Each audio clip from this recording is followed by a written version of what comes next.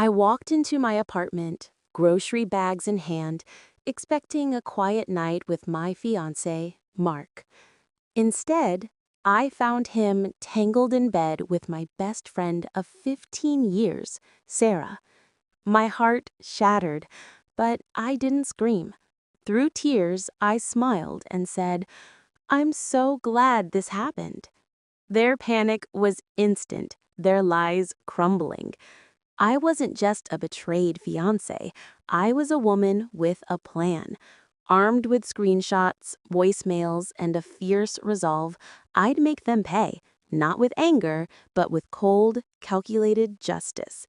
This is my story of revenge and redemption.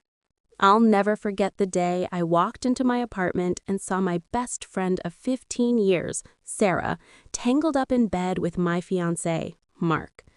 The air felt like it was sucked out of the room, leaving me gasping, my heart pounding so hard I thought it might burst.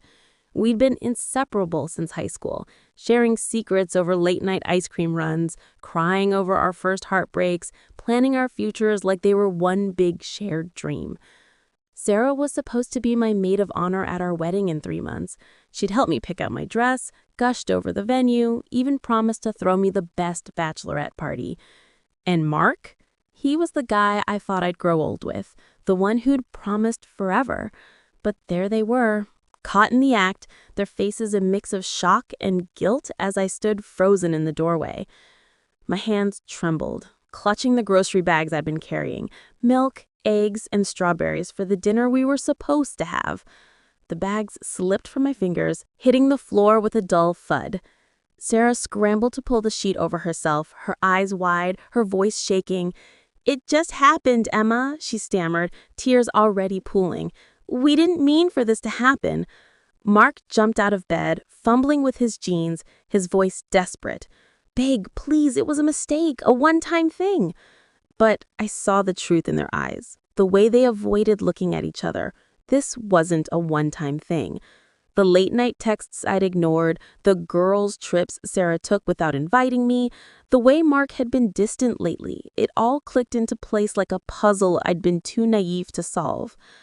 I wanted to scream, to throw something, to tear them apart with my words, but instead, a strange calm washed over me, like the eye of a storm. My lips curled into a smile, though my eyes were burning with tears. "I'm so glad this happened now," I said, my voice steady despite the ache in my chest. Sarah's head snapped up, her brows furrowing. "What do you mean?" she whispered, her voice cracking. Mark took a step toward me, his hands outstretched, but I held up a palm to stop him. "Don't," I said, grabbing my purse from the counter. "Just don't." I turned and walked out, their voices calling after me, frantic and pleading, but I didn't look back. I couldn't. Not yet. I drove to a hotel that night, my hands shaking on the steering wheel, tears blurring the road. In the dim light of the hotel room, I collapsed onto the bed, sobbing until my throat was raw. The betrayal cut deeper than anything I'd ever felt, like a knife twisting in my gut, carving out every memory of trust I'd built with them. Sarah, who'd held my hand through my parents' divorce, who'd laughed with me until we couldn't breathe. Mark, who'd promised me a future with a house, kids, and Sunday morning pancakes. How could they do this? How could they look me in the eye and lie for months? But as the night wore on, the tears dried, and something else took their place. Anger, sharp and focused. I wasn't going to let them destroy me. I pulled out my laptop, my fingers trembling as I logged into Mark's cloud backup. I'd set it up for him last year when his phone crashed, and he'd never changed the password. There it was, months of texts between them, flirty at first, then explicit. Photos, too, ones that made my stomach churn. I screenshotted everything, saving them to a folder labeled Evidence. My heart raced, but I felt a strange sense of control. This wasn't just about heartbreak anymore. It was about justice. The next morning, my phone buzzed endlessly with texts from Sarah and Mark. Sarah's were desperate. "Please, Emma, let me explain. I'm so sorry. Can we talk?" Marks were a mix of apologies and defensiveness. It didn't mean anything. You're blowing this out of proportion. I didn't respond. Instead, I started reaching out to our mutual friends, not to gossip, but to ask subtle questions. Had they noticed anything off? Had Sarah or Mark said anything strange? The answers came slowly at first, then in a flood. Apparently, Sarah had been bragging about a secret fling at a bar last month. Mark had been seen leaving her place late at night. The pieces kept falling into place, and with each one, my resolve grew stronger. I remembered something else too, Mark's side hustle. He ran a small graphic design business, but he'd been shady about the taxes, bragging to me once about creative accounting to save money. Sarah knew about it. She'd even helped him with some of the paperwork, laughing about how they were outsmarting the system. I'd brushed it off at the time, too in love to care. But now, that was my leverage. I spent hours researching how to report tax fraud anonymously, downloading forms from the IRS website, compiling every detail I could remember. Dates, amounts, even a client list I'd found in his emails. I didn't send it yet, but I saved everything in a secure folder, my hands steady now. A week later, they showed up at my hotel, banging on the door. Sarah's face was blotchy from crying, her hair a mess. Mark looked like he hadn't slept in days, his eyes red-shot. "What did you mean you're glad?" Sarah demanded, her voice high and panicky. "Why won't you answer us?"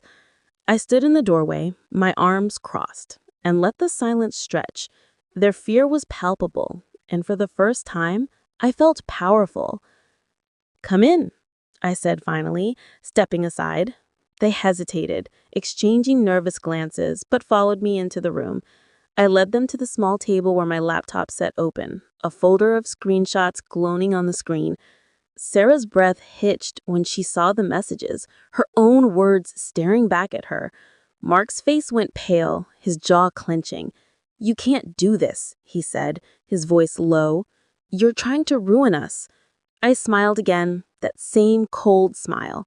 "No," I said, "you did that yourselves." I closed the laptop and told them to leave. Sarah was sobbing now, begging me to forgive her, promising she'd end things with Mark. He stood there silent, his fists balled at his sides. I didn't say another word, just held the door open until they shuffled out, their panic trailing behind them like a shadow. That night, I sat alone again, but this time I wasn't crying. I was planning. I contacted a lawyer, a woman named Rachel, who specialized in civil cases and had a reputation for being ruthless. I sent her everything, the texts, the photos, the financial records.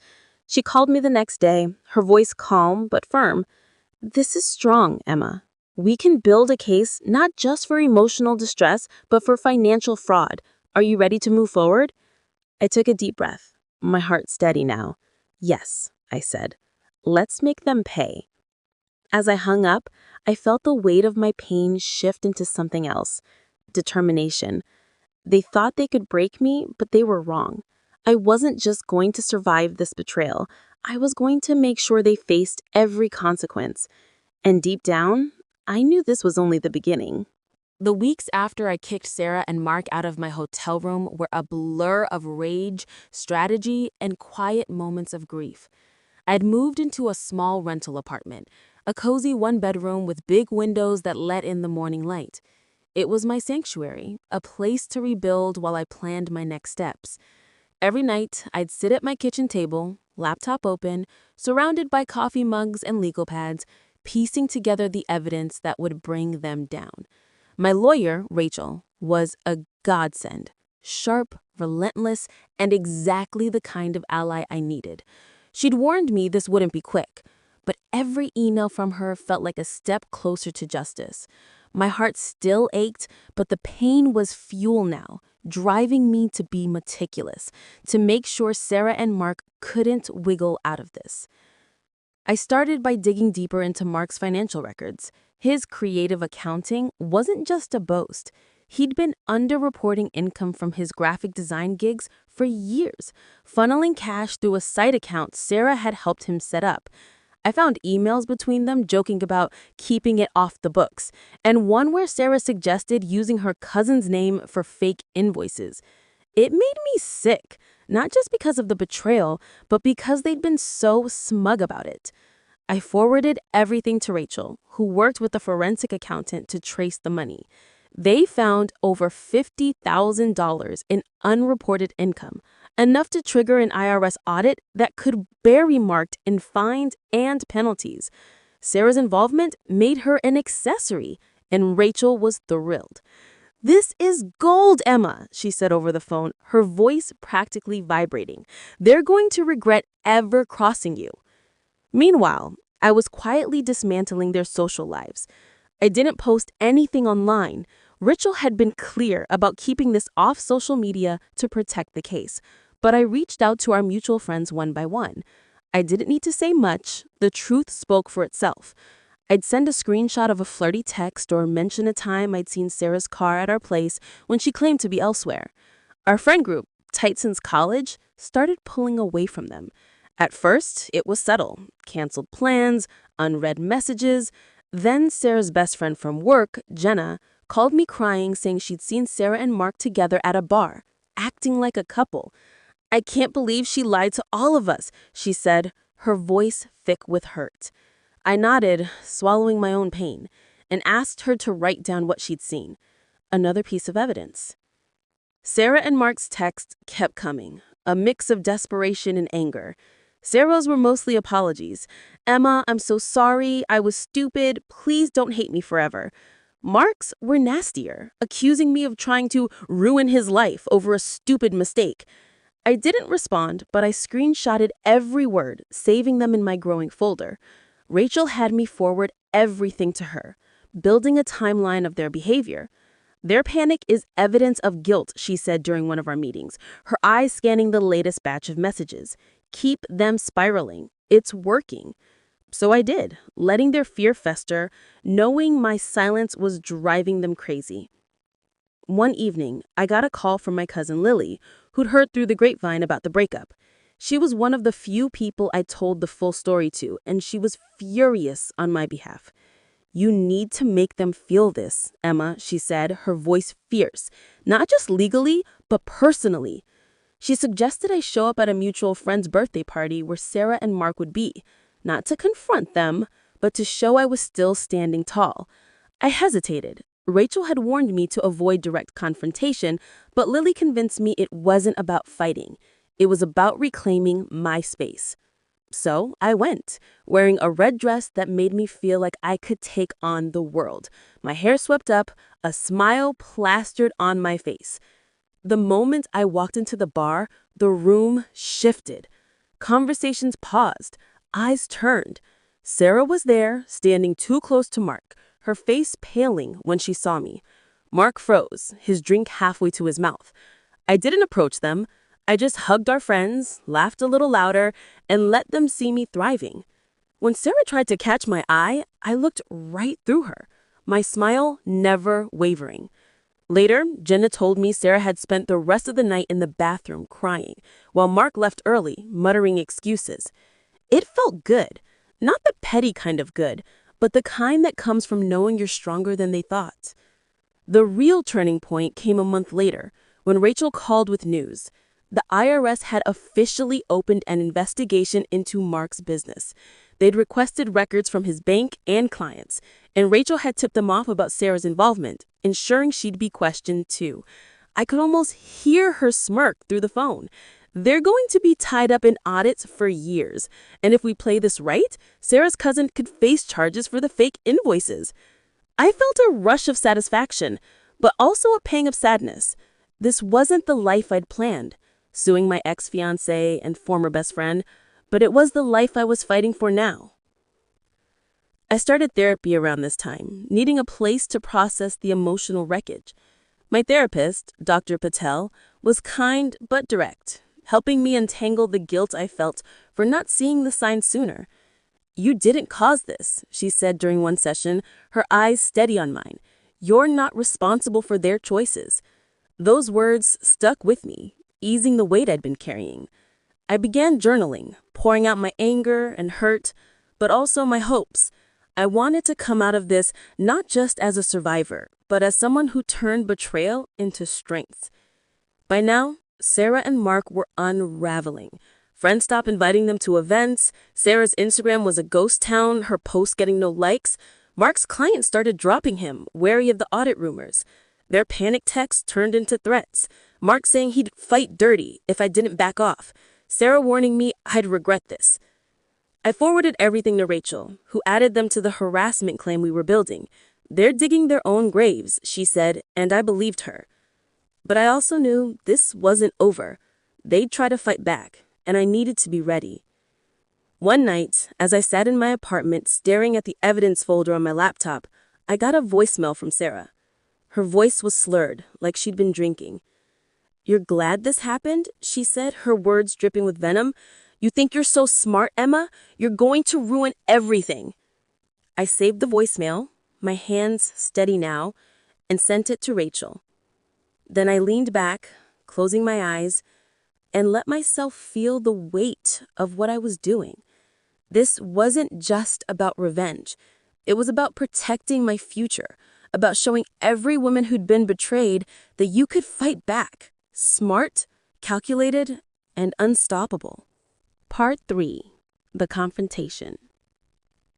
The air in my apartment felt heavier now, like the weight of everything I was carrying had settled into the walls.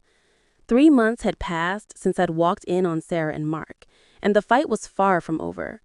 The IRS investigation into Mark's business was gaining traction, and Rachel, my lawyer, was relentless, piling on evidence for our civil case. But the emotional toll was starting to hit me harder than I expected. I'd wake up in the middle of the night, my heart racing, replaying that moment in my bedroom. Sarah's guilty eyes, Mark's stammering excuses. Therapy with Dr. Patel helped, but some days the hurt felt as fresh as ever. Still, I kept moving forward, driven by a fire I didn't know I had. This wasn't just about me anymore. It was about making sure they couldn't hurt anyone else. Rachel called one morning with a breakthrough. The IRS had frozen Mark's business accounts pending the audit, and they'd subpoenaed Sarah's financial records after finding her cousin's fake invoices. "They're panicking," Rachel said, her voice calm but triumphant. Mark's lawyer reached out, fishing for a settlement. They know they're in deep. I sat at my kitchen table, clutching my coffee mug, a grim smile spreading across my face. "No settlement," I said. "They don't get to buy their way out of this." Rachel agreed, warning me that Mark might try to retaliate. "Stay sharp," she said. "Document everything." I nodded, even though she couldn't see me. I'd been documenting obsessively. Every text, every voicemail, every whispered rumor from our old friend group. The social fallout was brutal. Sarah and Mark had been all but exiled from our circle. Jenna, who'd seen them at the bar, organized the girls' night and didn't invite Sarah. Another friend, Mia, unfollowed them online after hearing about the affair. At a recent group hangout, someone mentioned Sarah's name and the room went silent, everyone exchanging awkward glances.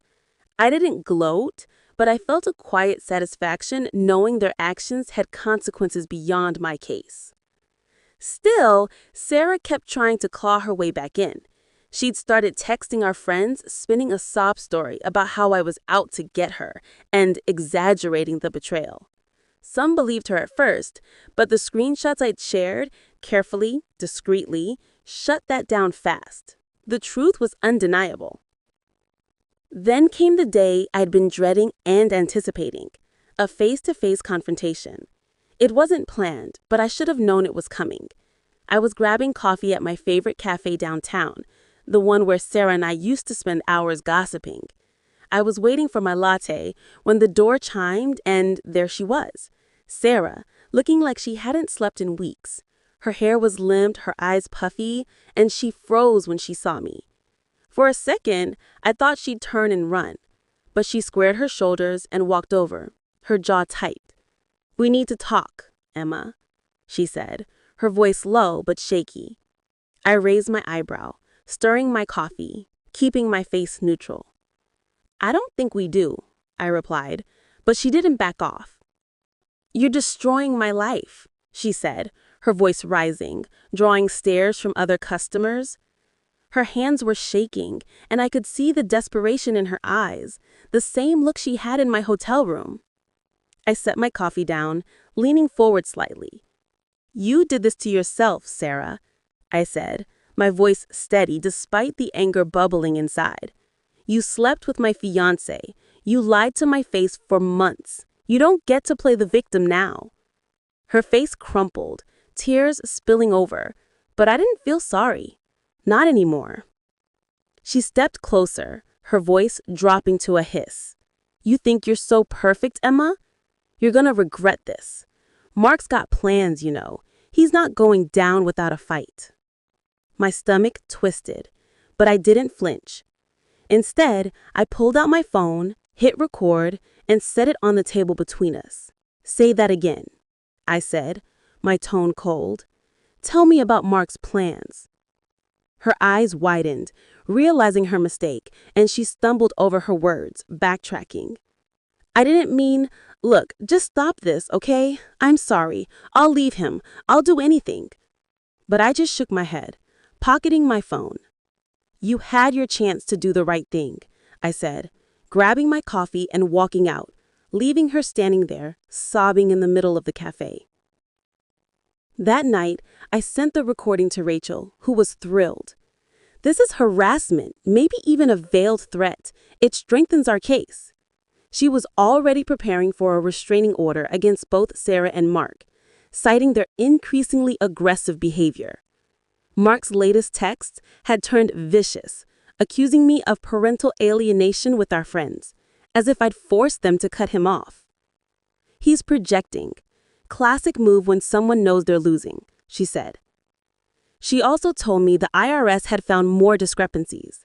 Mark had been skimming money from clients, and one had already threatened to sue. Sarah's cousin was now under investigation too, and Rachel suspected Sarah might turn on Mark to save herself. I started noticing small victories in my own life too.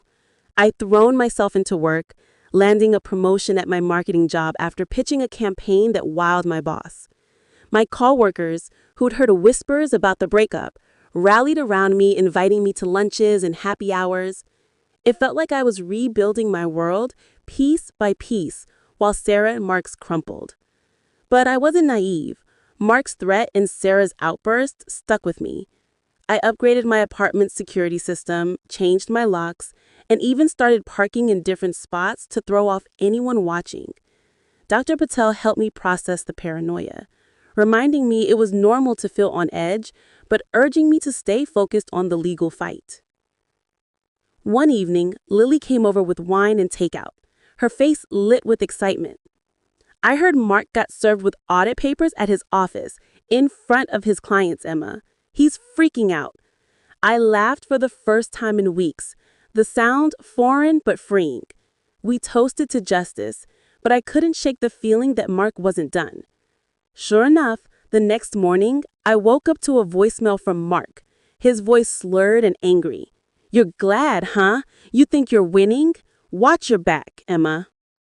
I saved it, sent it to Rachel, and took a deep breath. He was unraveling, but so was my control over him. Rachel called a meeting the next day, laying out our next steps: a court date for the restraining order and a civil suit for emotional distress and financial damages. She'd also connected with a detective who was looking into Mark's business for potential criminal charges. "This is bigger than you thought," she said, her eyes serious. "You've opened a can of worms, but it's the right one." I nodded, my hands steady now, ready for whatever came next. Sarah and Mark thought they could break me, but they underestimated me. I was ready to face them in court, to show the world what they'd done, and to make sure they paid for every second of pain they'd caused. The courtroom smelled of polished wood and stale coffee, a sterile backdrop to the storm brewing inside me. 6 months had passed since I'd caught Sarah and Mark together, and today was the day I'd been building toward, the hearing for my civil suit and the restraining order. I sat beside Rachel at the plaintiff's table, my hands folded tightly in my lap, trying to keep my nerves in check. Across the aisle, Mark sat with his lawyer, a slick guy in a cheap suit who kept whispering in his ear. Sarah was there too, looking like a ghost of herself, pale, her eyes red-rimmed, her hands twisting a tissue into shreds. I didn't look at them directly, but I could feel their stares, heavy with desperation and resentment. This wasn't just about money or justice anymore. It was about reclaiming my life, my dignity, and showing every woman who'd ever been betrayed that you could fight back and win. Rachel had prepared me meticulously, running through every possible question the defense might throw at me. "Stay calm, stick to the facts," she'd said, her voice steady but fierce. "The judge will see through their lies." Our evidence was ironclad. Screenshots of their texts, the recorded confrontation at the cafe, voicemails of Mark's threats, and a mountain of financial records proving his tax fraud with Sarah's fingerprints all over it. The IRS had already seized his business assets, and Sarah's cousin was facing charges for the fake invoices. But today wasn't about the criminal case. That was still pending. Today was about holding them accountable for the emotional wreckage they caused me, for the nights I'd spent crying, the trust they'd shattered.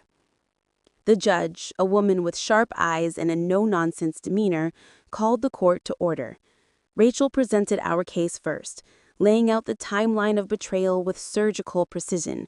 She showed the judge the screenshots, played the voicemails, and submitted affidavits from friends like Jenna and Mia who'd witnessed Sarah and Mark's behavior. When she displayed the financial records tying Sarah to Mark's fraud, I saw Sarah flinch, her tissue tearing in half. Mark's lawyer tried to object, claiming the evidence was irrelevant to the emotional distress claim, but the judge shut him down with a single raised eyebrow. "I'll decide what's relevant," she said, her voice like steel. When it was my turn to testify, I took a deep breath and walked to the stand, my heart pounding but my head clear. Rachel asked me to describe what I'd seen that day in my apartment. I told the truth, my voice steady despite the lump in my throat. The grocery bags hitting the floor, Sarah's guilty tears, Mark's lame excuses. I talked about the months of lies, the late-night texts I'd ignored, the way they'd made me doubt myself. I trusted them completely, I said, my eyes locked on the judge. They were my family, and they took that from me. The courtroom was silent except for the faint sound of Sarah's stifled sobs. I didn't look at her. I couldn't. Mark's lawyer cross-examined me, trying to paint me as vindictive, a scorned woman out for revenge. "Isn't it true you've been spreading rumors to alienate Mr. Thompson from his friends?" he asked, his tone smug. I didn't flinch. I shared the truth with our mutual friends. They made their own choices. He pushed harder, suggesting I had exaggerated the emotional toll, but Rachel had prepared me for this. I described the sleepless nights, the panic attacks, the therapy sessions with Dr. Patel. I even mentioned the security system I'd installed after Mark's threats. The judge's pen moved quickly, her face unreadable but attentive. When Sarah took the stand, she was a wreck, her voice barely above a whisper. She admitted to the affair, claiming it just happened and that she'd never meant to hurt me. But when Rachel cross-examined her, showing the text where she'd mocked me behind my back, Sarah broke down, sobbing so hard that the judge had to pause the proceedings. Mark was worse, defiant, insisting he'd done nothing wrong, that the financial stuff was a misunderstanding. His lawyer tried to argue that I'd consented to his business practices by not reporting them sooner, but Rachel dismantled that in seconds, pointing out that I was unaware of the fraud until after the betrayal. The judge took a recess to review the evidence, and I sat in the hallway with Rachel, my hands shaking. "You did great," she said, squeezing my shoulder. "They've got nothing." But I couldn't relax yet. I kept replaying Sarah's tears, Mark's defiance, wondering if they'd ever truly feel the weight of what they'd done. When we returned, the judge delivered her ruling, a permanent restraining order against both Sarah and Mark, prohibiting any contact with me. Mark's face went slack, his lawyer whispering furiously. Sarah just stared at the floor, her tissue in tatters. Outside the courtroom, Rachel hugged me, her smile triumphant. "This is a win, Emma," she said, "but the criminal case is next, and that's where they'll really pay." I nodded, feeling a strange mix of relief and emptiness. The money didn't fix the hole in my heart, but it was a start, a validation that I wasn't crazy, that what they'd done was wrong. I walked out into the crisp autumn air, my breath visible in the cold, and felt like I could finally exhale. The next week, I got a call from the detective handling Mark's criminal case. They'd found more evidence, client complaints, forged documents, even a second bank account in Sarah's name. She'd turned on Mark, offering to testify against him to reduce her own charges. "She's trying to save herself," the detective said, his voice grim. "But it's not going to help much." I thanked him, my hands steady now, and hung up. Sarah's betrayal had come full circle. She'd sold out Mark, just like she'd sold out me. I moved forward, stronger than I'd ever been. Work was thriving. My promotion led to a new project that had my name buzzing in the industry. My friends rallied around me, and Lily threw a small celebration for the court win, just us and a few close allies, toasting to new beginnings. Dr. Patel helped me process the lingering pain, reminding me that healing wasn't linear, but that I was on the right path. I started volunteering at a women's shelter, sharing my story with others who'd been betrayed, showing them they could fight back too. Sarah and Mark faded into the background, their lives unraveling while mine rebuilt. Mark faced jail time, his business gone. Sarah lost her job, her reputation, her friends. The last I heard, she'd moved to a small town trying to start over. I didn't gloat. I didn't need to. I'd won, not just in court, but in reclaiming my life. To every woman who's been stabbed in the back by those she trusted, gather your evidence, find your strength, and fight smart. The pain doesn't vanish, but it fades when you see them face the consequences. And when you rise, stronger and wiser, you'll know you're unstoppable.